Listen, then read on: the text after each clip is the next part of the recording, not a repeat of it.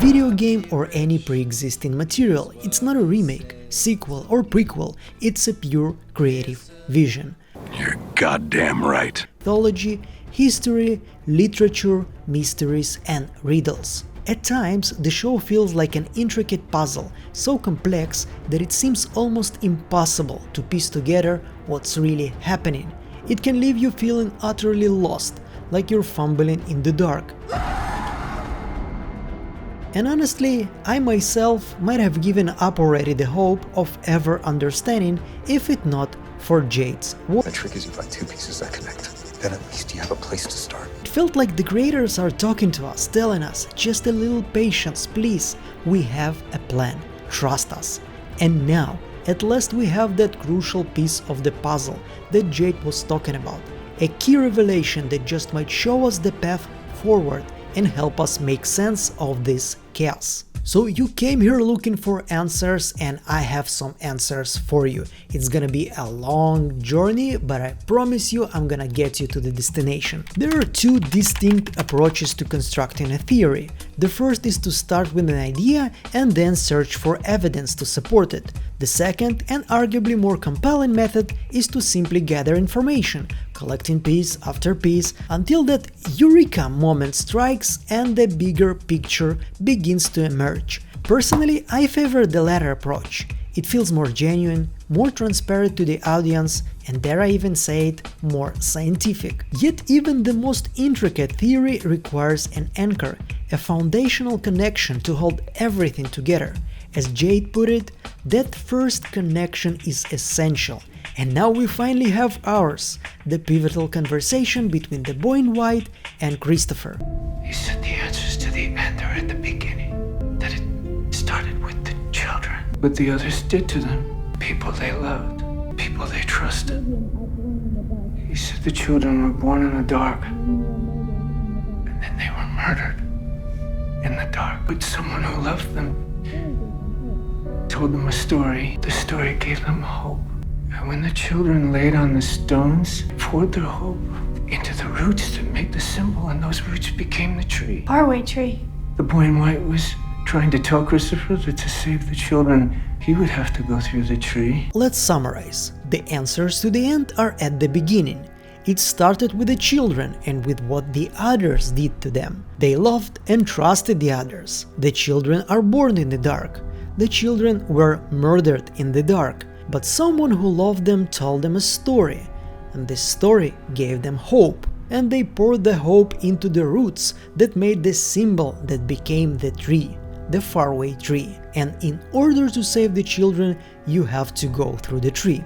So let's start by addressing the question of the beginning. What is the beginning? There are theories suggesting that the beginning is the year 1506, as hinted at the lighthouse. However, I'm not entirely convinced of this, since one of the years engraved on the wall is 1864, the same number found on the bottle tree, which now we know is a code for musical notes. It could be just a coincidence that those numbers repeat, but I highly doubt it. From the conversation between the boy in white and Christopher, we also know that it started with the children. They are the beginning, making them our best chance to determine the right period of when this story began. Now, the only tangible reference to a period is their clothing, so I decided to focus on those two images, since the boys here are wearing underwear that is not common in our time, and it's called a union suit. This type of garment became very popular among men and children during the late 19th century. This is our first clue that the beginning is actually the Civil War era. But it's definitely not enough yet. So let's dive deeper. Our clues are the buildings of Fromville, the visions of our heroes, Miranda's drawings, and now after the end of season 3 we also have Jade's and Tabitha's memory. Anghkoey. The rest of the houses.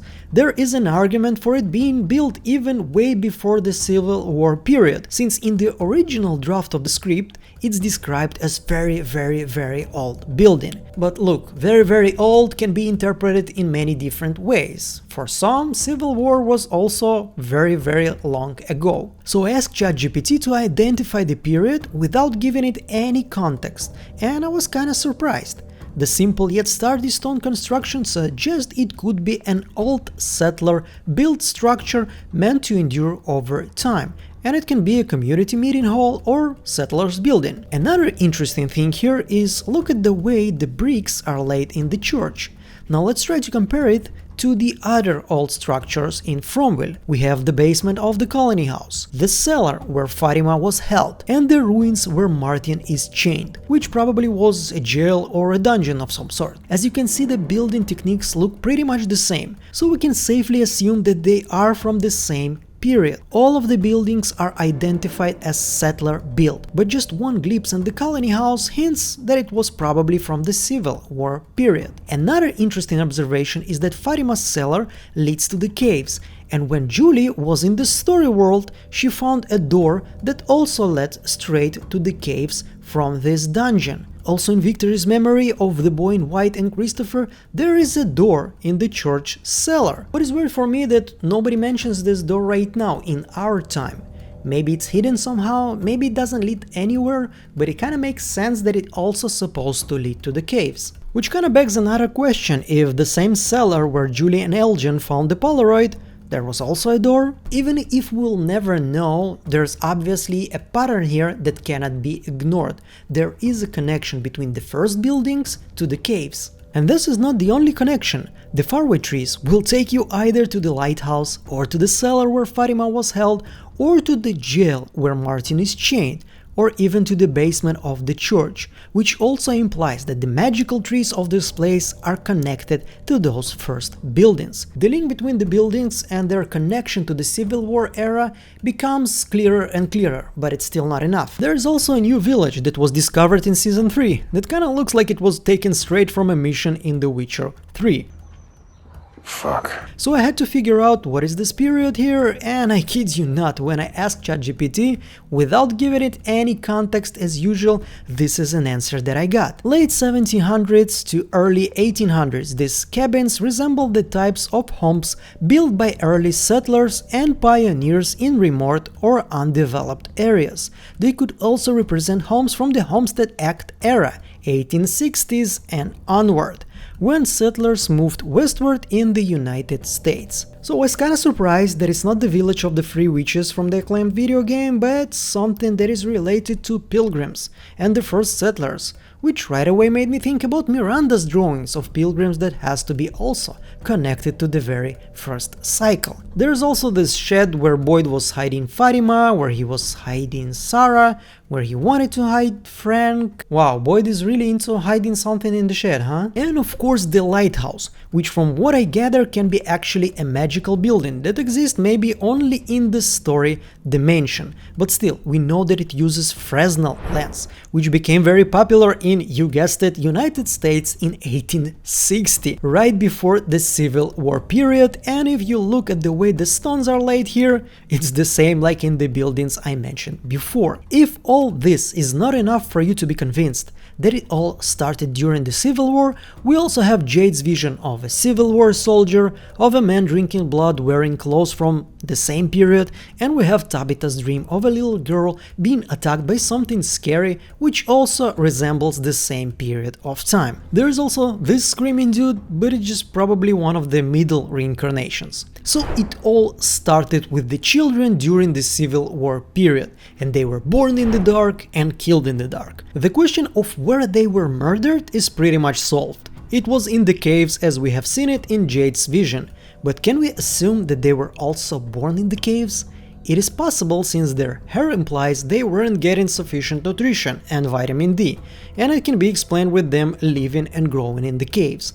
However, we know also that one of the sacrificed kids was Jade's and Tabitha's, who are supposed to be the good guys. Because one of them was she was our daughter. And I can't imagine a situation, a plausible situation, where the good guys would bring up a child in the caves. So let's come back to our anchor, the conversation between Christopher and the boy in white. The children were betrayed by someone they loved and trusted, and if we can take Fatima's word for their face value, they loved and trusted the slow walkers, or as someone called them Ffombies, which I absolutely adore. Now we're gonna have to take a step back and talk a little bit about our smiling Ffombies. Those things that come out at night. I saw what they are. They sacrificed their children because it promised them that they would live forever.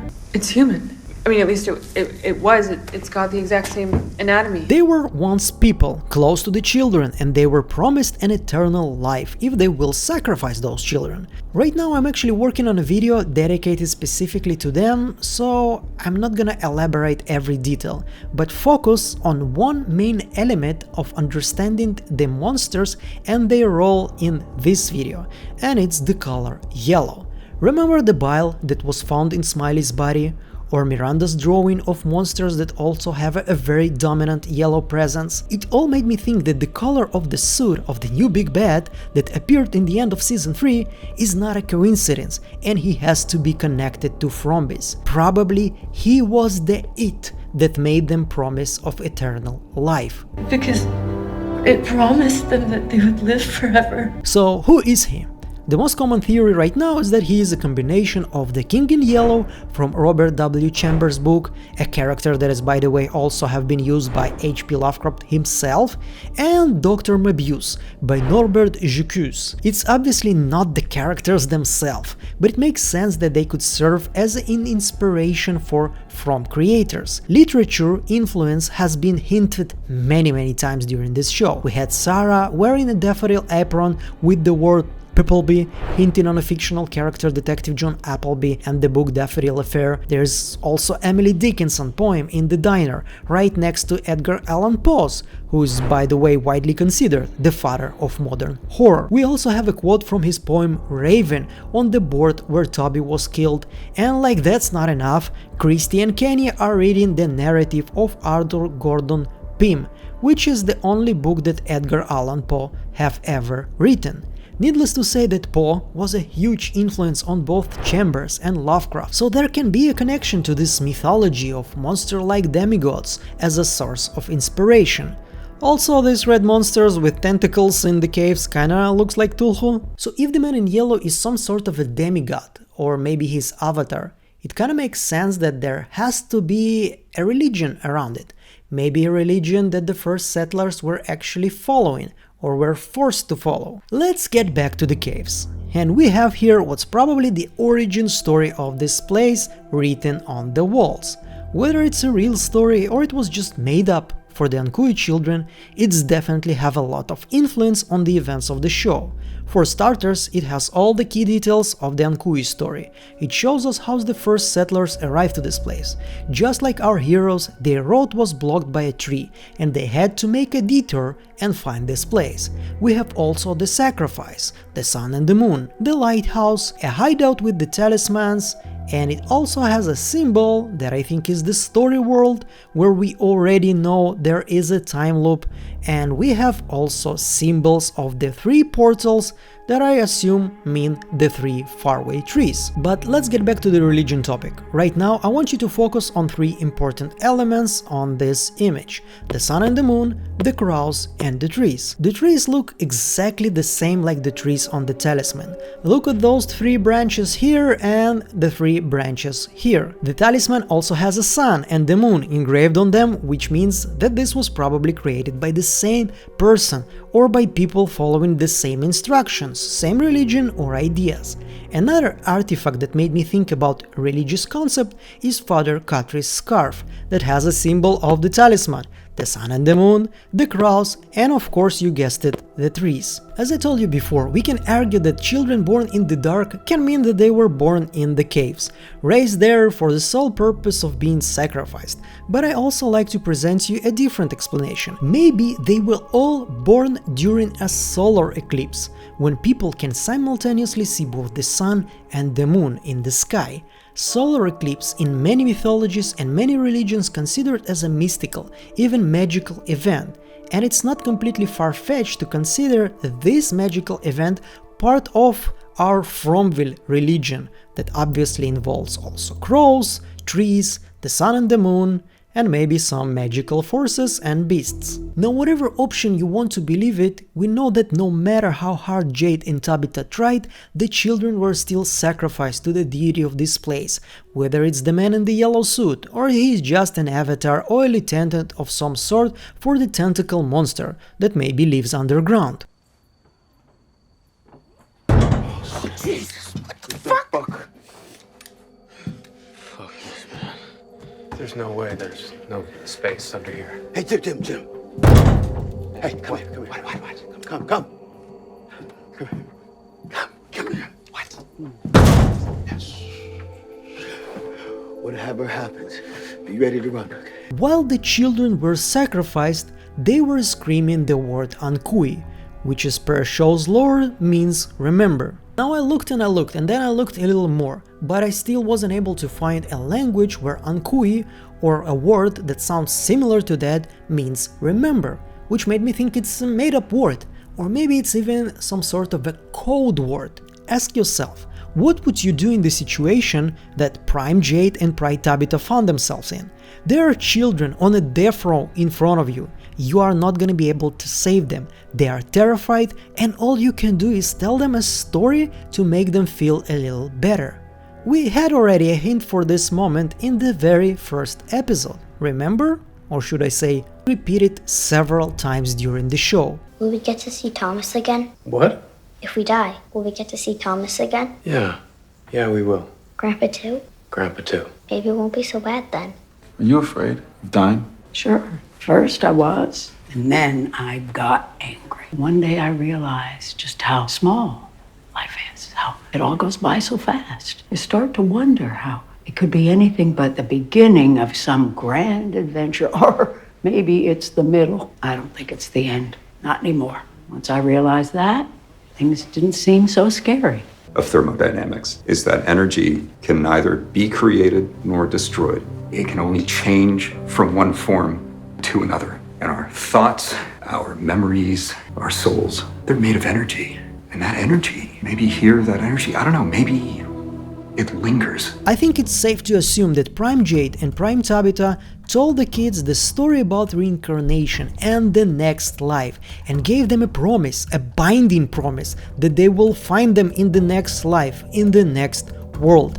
But they may not remember them since they are reborn, and they are in a new body and a new person. And the kids should say the word Anghkoey to spark Jade's and Tabitha's memory of them. Apparently, it's also required for them to play the same lullaby they played them before their death, which is, by the way, called Eternal Lullaby, implying that it was their promise to be with the kids for all eternity. So let's get back to the ritual. The kids are laying on a sacrificial stone and screaming the word Anghkoey. They are demanding to be remembered. And as the boy in white said, they poured their hope into these roots. There are 3 roots. There are 3 faraway trees. And it looks like there are 3 different dimensions in From lore. We have the real world, we have the little pocket universe of Fromville, and we have the story world. The children demanded with their last breath to be remembered, and this immense power created this story world and simultaneously locked the evil that demanded their sacrifice here in Fromville. The binding promise that Prime Jade and Prime Tabitha gave connected them to the story world, forcing them to be reborn over and over again, and being drawn to this place in order to try once again save the children from their brutal fate. But they were not alone, since the place was born on hope and it feeds on hope. In order to keep existing, it draws people that are full on hope in their threshold moments in the story of their life. I was with someone, but it's better that he's not around anymore. Before we got stuck here, things weren't really very good for me. Nathan was the one who saved me. I knew all about the divorce and how this whole trip was just one last hurrah before you sat us down to break the news. I don't know what you did before you got here, but I just sold a company for an obscene amount of money based on a quantum computing algorithm with a potential. I took that job to pay for my degree. Last month, I finally paid off my tuition. I was all set to hand in my notice, and I thought, why not stay a few extra weeks? On the drive home, I kept thinking, we got a second chance now, to do things right. And then you saw the tree. And then we saw the tree. Did you buy the boat?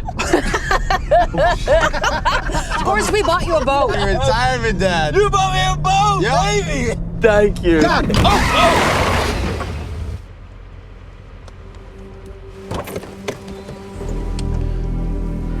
But hope is not the only trigger for a tree to block your road.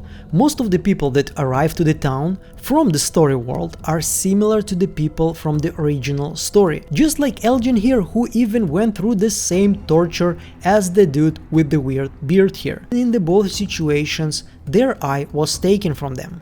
We also know that Tabitha and Jade used to sing those kids lullabies. One of them was about the three, the same lullaby that Bhakta's grandmother was singing to her. It's an old nursery rhyme. My grandmother used to sing it to me. They touch, they break, they steal. No one here is free. Here they come for three. Unless you stop the melody. It was Boyd that carried the worms from the story world to Fromville. So the story world is accessible. You can get in through a faraway tree, for example, like Boyd did. You can use an artifact taken from the story world to get back there, and there are also story walkers, sensitive people that know how to listen to this place.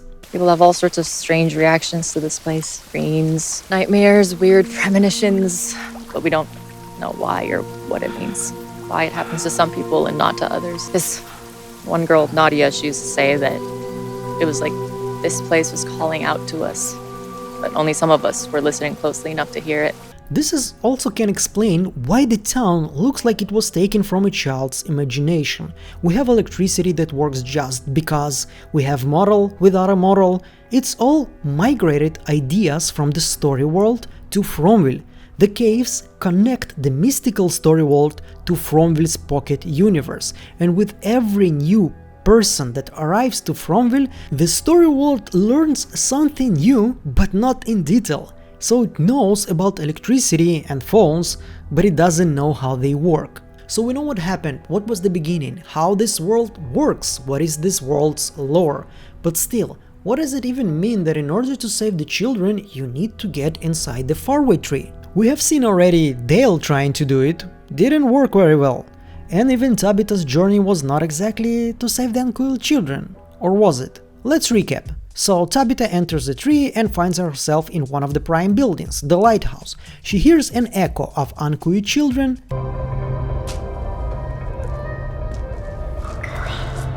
and then the boy in white appears, does a Karate Kid move on her, and she meets Henry, discovers that she is connected to Miranda, the importance of a bottle tree, which eventually brings her with Jade to play the eternal lullaby, which made them remember about their past life and their daughter that they weren't able to save. One can also argue that maybe the lullaby released or summoned the man in yellow, whose first words were in reference to Jade playing the lullaby.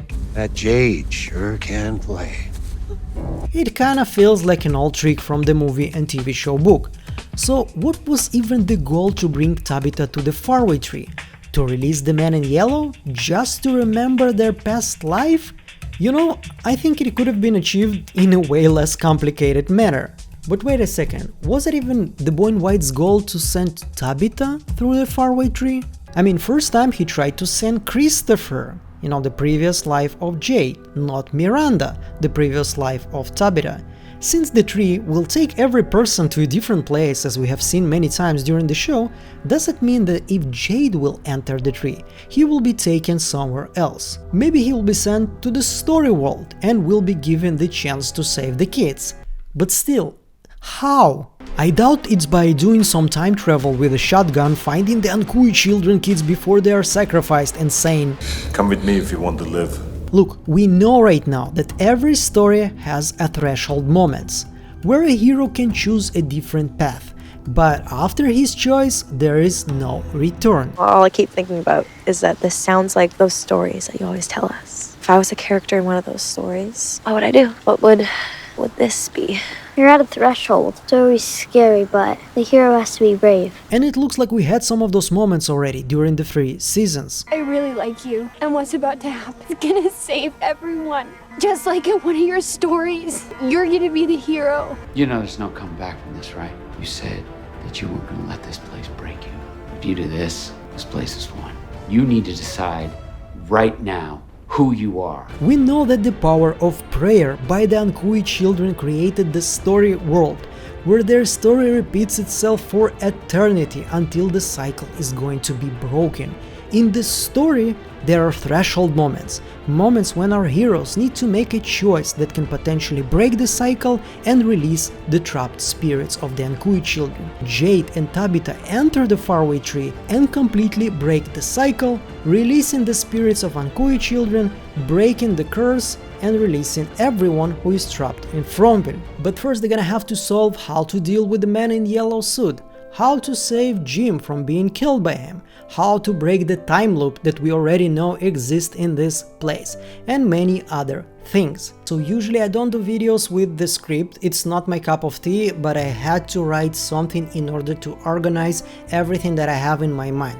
But still there is a lot of speculation here, some of the things here are kinda looked based to me, some of them were purely my imagination trying to fill in the blanks, and there are still a lot of questions need to be answered. So if you want some more From content, you're gonna get very soon, so feel free to subscribe right now. And usually I do this in the beginning of the video, but it didn't feel right for this one, so I want to thank everyone who supports me on Patreon, on YouTube. Your donations, your financial support is what makes this channel possible. Thank you so much, and I'm gonna see you on the next one. Bye!